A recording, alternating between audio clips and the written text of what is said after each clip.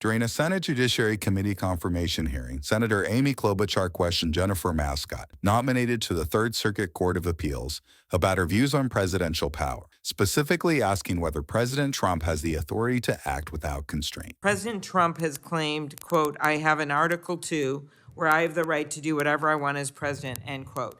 He said that as recently as on August 26, he said, I have the right to do anything I want to do. I am the president of the United States. Do you believe that the president is able to do, quote, anything he wants to do?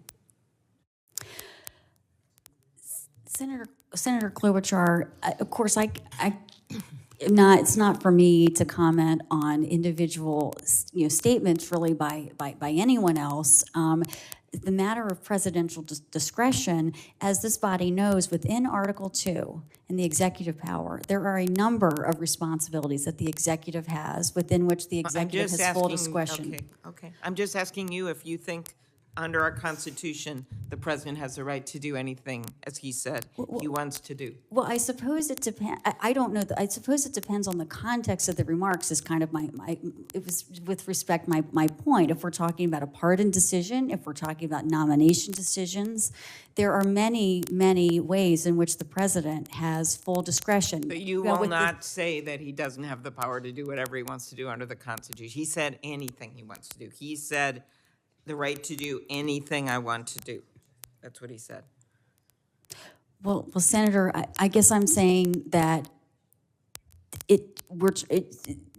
presidential discretion depends on the context of the situation. You mentioned before separation of powers. Of course, also like we've talked about today, Congress has a lot of power. You won't say it, so I guess the answer is clear. So last October, you told a group of students that you believe that, quote, presidents are actually too weak, end quote. That's at Yale.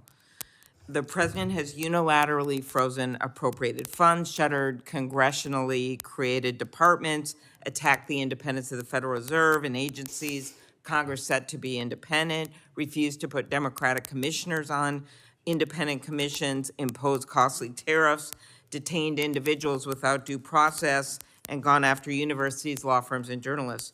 Do you still believe that, quote, presidents are actually too weak after these unprecedented power grabs?